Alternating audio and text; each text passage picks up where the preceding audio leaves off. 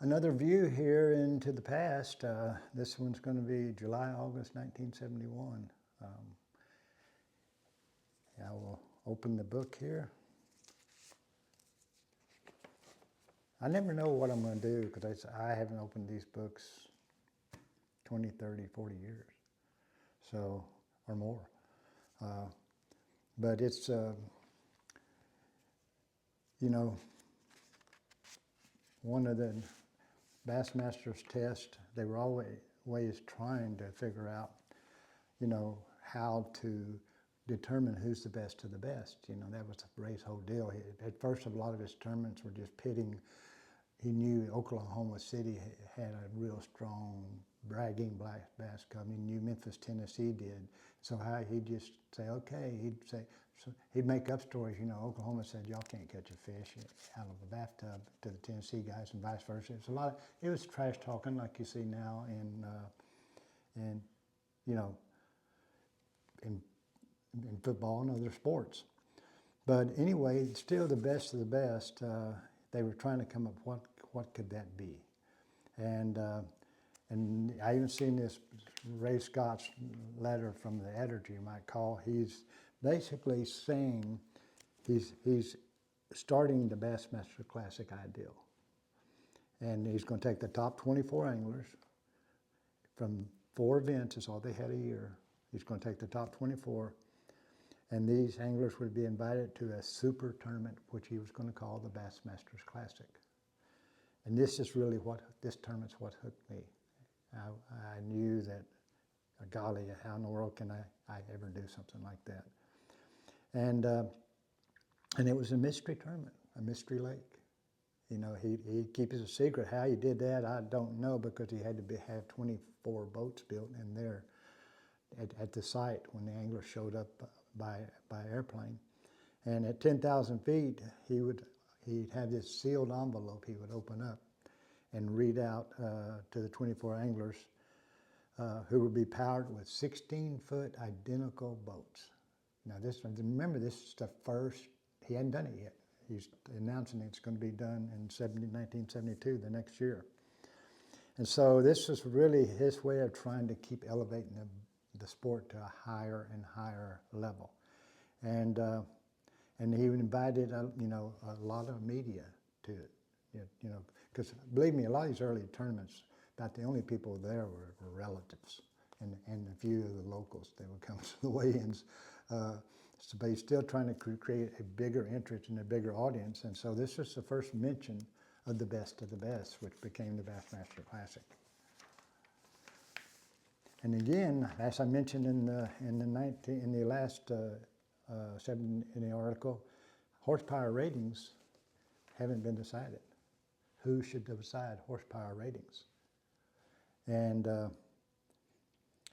it was basically how far can the government go toward ensuring that nobody stumps his toe or drowns. In other words, should the government make rules where you're responsible for somebody comes in your house and stumps your toe? How far, and it's something we all know that sometimes those rules go too far. But so this is where the horsepower rating was. You're going to tell me what horsepower I can put on my boat? But anyway, eventually they started with the BIA, which was an organization, governmental organization, that eventually started rating what size engine you could put on a boat due to width and length. And again, there's still, at this time, should boats have full flotation? Because they really didn't. And so, it was just all, and again, life jackets. You weren't required to have a life jacket.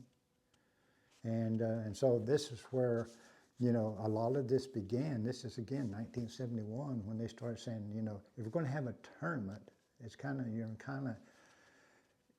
it was going to have to be different than you and your buddy just going out fishing by yourselves.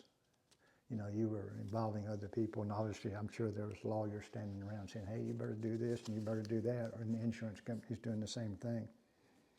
So it's interesting to me because I've lost track of when all this took place. I thought, if you'd asked me without looking at this, I thought it's been there forever, horsepower ratings and level flotation and life jackets, but it wasn't. And this is part of Bass's job. They knew they had to be more than just a competition organization. They had to do more. They had to be contributing something more to society than just having guys go out there and, you know, catch the biggest fish.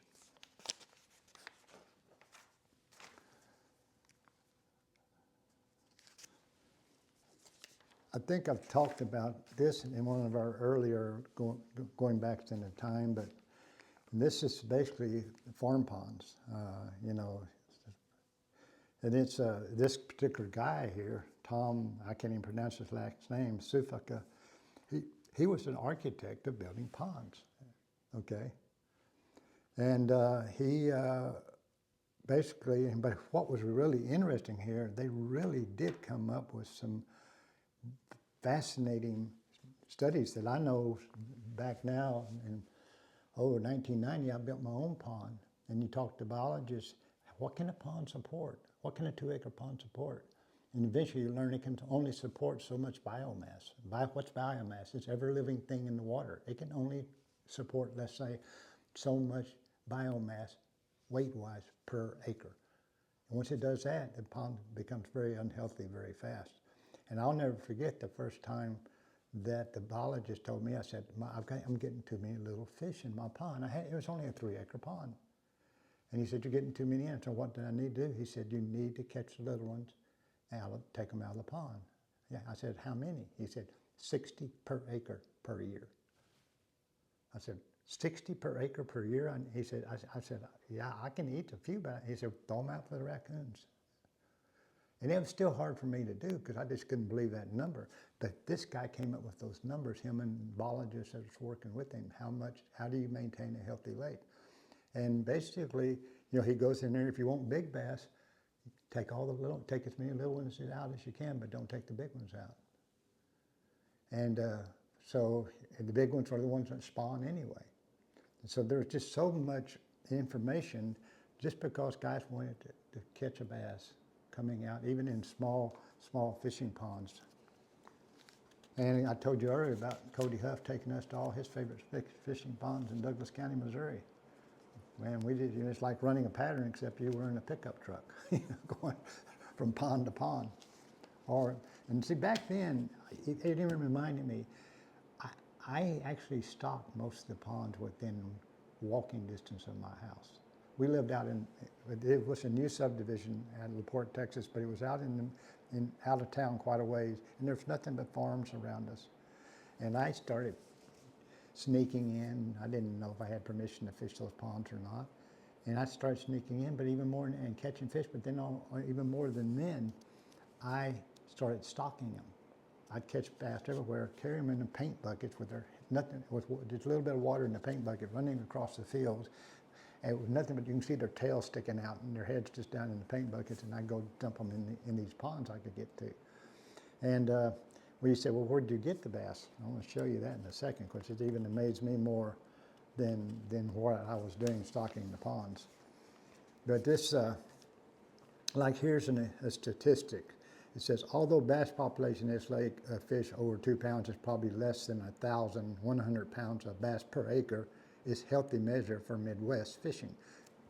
They were talking about that kind of stuff, and I don't even totally understand that right now. I do in the general sense.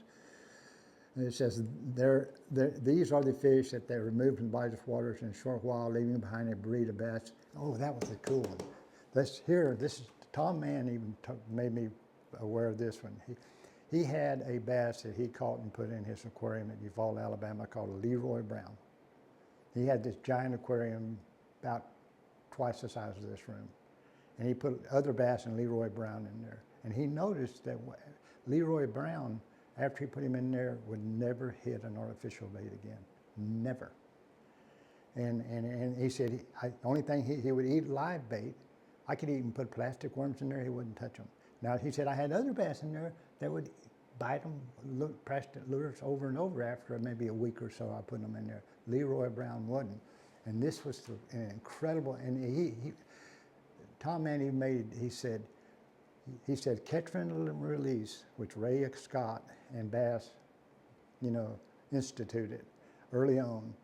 And then there was a lot of talk against it, but anyway, he said that due to catch and release, If it wasn't for them, we would have no more catchable bass in our lakes. And the guy, you would think, well, you mean no more bass? No, no more catchable bass. All we would have left in the lake is the Leroy Browns, who genetically would breed and create other bass that don't hit lures. So and here's 19, Tom was telling me about this in the 90s. And this is 1971, this guy that designs the lakes says, these are the fish that are removed from most bodies of water in a short while, leaving behind a breed of bass that will reproduce more temperamental, hard to catch fish in the future. So, fascinating to me.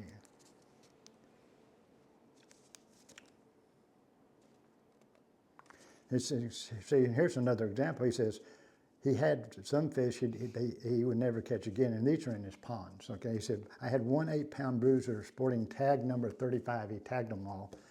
Has been caught with his pants down 13 times in the last 5 years. This one 8-pounder that he tagged, and yet there was other ones he tagged that would never hit again.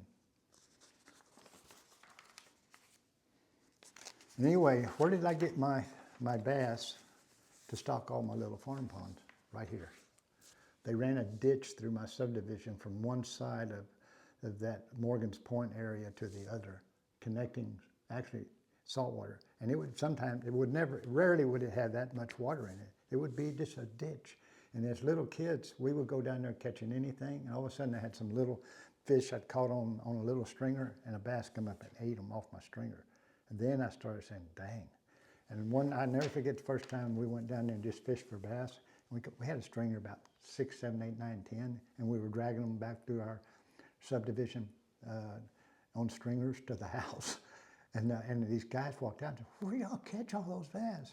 And we said, in the ditch. And they go, no way, you kid, you tell me, where'd y'all catch them? I said, in the ditch. But that ditch is where I'd catch my bass and take and run to all the farm ponds I could get to and stock them.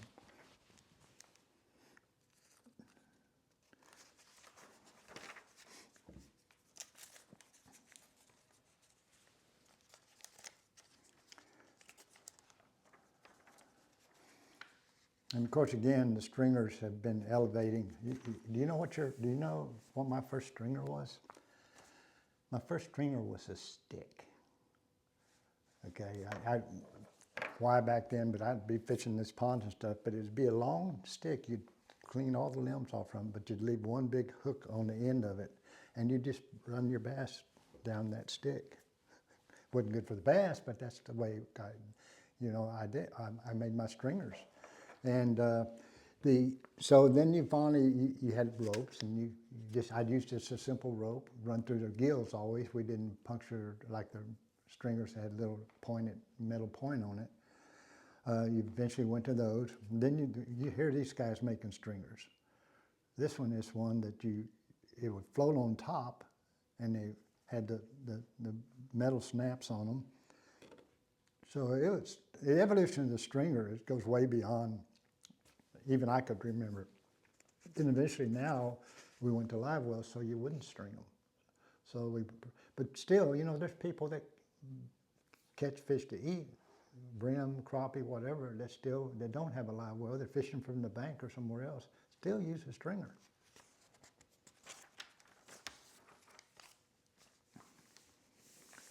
And I kind of like this deal. It's about, and it's again 1971. It's called marker buoys. What I mean by marker buoy is simply, it took on various forms, but it was a piece of styrofoam that you wrap string around, and then you put a weight on it. And with your little green box Lorentz depth finder, you would follow, and when I started fishing these big lakes, you'd find, where's the creek channel? Well, you didn't learn, it took you a while to learn. Bluff banks is probably where it's at. The bigger trees out in the lake, it's probably where the creek channels is at. So you use your depth finder, and then you would literally drop it off on the edge of the creek channel, and you'd mark how that creek channel would run for 100 yards or more through the trees, and so you could actually fish it. Well, nowadays you got all this modern electronics. You got maps that show you exactly wherever the creek channel is on your depth finders. It shows you maps. You don't have to look in a paper map or anything like that. But I still, and it just may be me, find the marker buoys more accurate once I know where that channel is. And more importantly, when I catch a fish on that channel, yeah, a lot of people, now push their waypoint on their GPS. Okay, this is where they're at. I still am better off dropping a buoy on those fish, moving away from them, and then I can have better control of my boat where the fish are at than if I'm trying to read that waypoint on my depth finder. I'll make too many mistakes. Where with a marker buoy, it's right there. I can see it. I can stay away from it because sometimes the distance, how close you are to that school of fish, makes a huge, huge difference. So that's, again, I still carry marker buoys in my boat.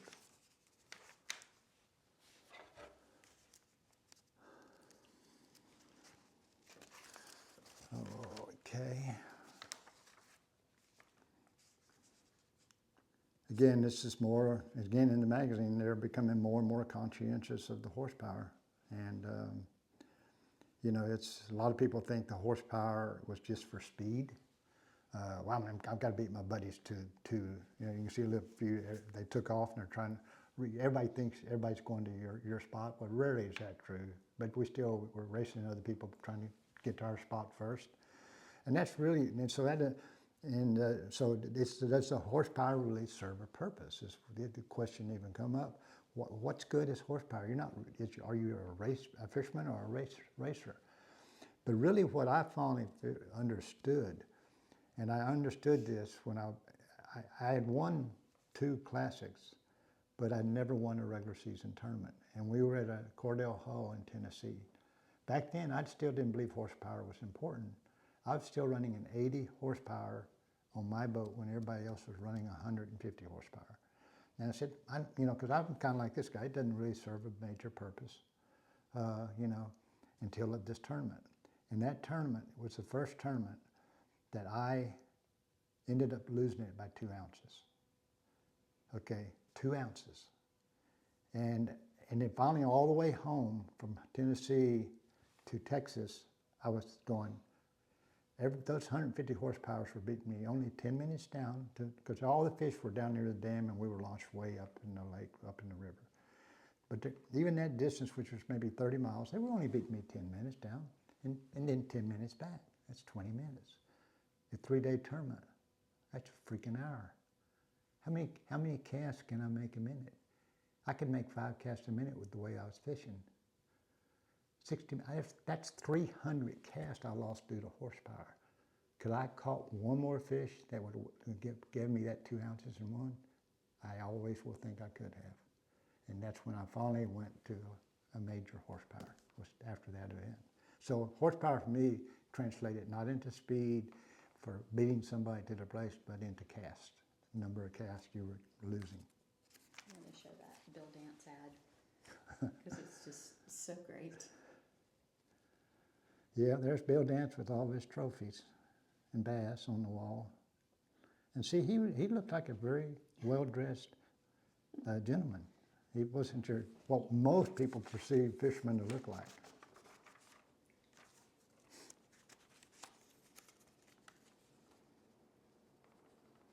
And I love all these comments from people about horsepower.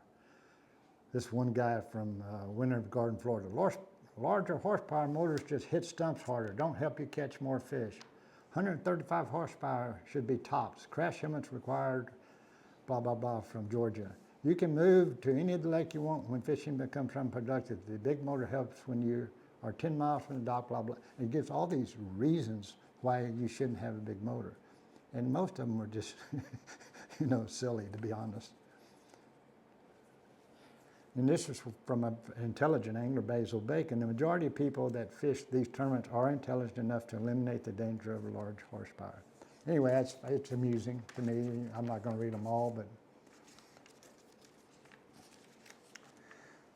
And here's the other thing that developed over time, especially since my #1 lure from the beginning, even in the Bass Club days, was a crankbait. And back then, I didn't have sponsors, so you bought every one of them, like most people do nowadays. And you hang one up, one of your favorites. A lot of mine this was a bomber. They got a hair bomber. Mine was, you know, a lot of these deep diving crankbaits, you're going to get hung up. If you're not really fishing them around the right cover anyway. But they developed all these different ways of getting them unhung. I mean, they had these things that you put on your string and let down your line and get it tangled up in the chain that was on that bill, and you just pull it up and break it off. They had long poles that you push down and do the same thing, knock it loose. And of course, the best technique I ever used was the old, what we call the bow and arrow, where you're reeling in, you get hung, you reached up where your line hits the rod tip, you grab it around the rod tip, and then you pull it as tight as you can, and you release it just like you're shooting a bow and arrow. What you're doing is stretching the line and then releasing it. And if it's crankbaits, most crankbaits float it, and that release of that monofilament would allow it to back up a little bit. And to give you the best example, when I won the Classic in 1990, I had a sports writer that was watching counting everything I did and moved. He asked me at the end of the day, you want to know how many? It was the best fishing day, really, I probably ever had in a tournament. And he goes, you want to know how many times you were hung up today? And I go, not really. He said, you were hung up 43 times. And he said, you never lost a lure. You only moved the boat 12 of those 43 times to get your bait loose. The rest of the time I popped it loose. And like I said, I won my 4th world championship that day. I was hung up 43 times. It was so key, was learning how to get your lure loose. Well, that's another trip back in time.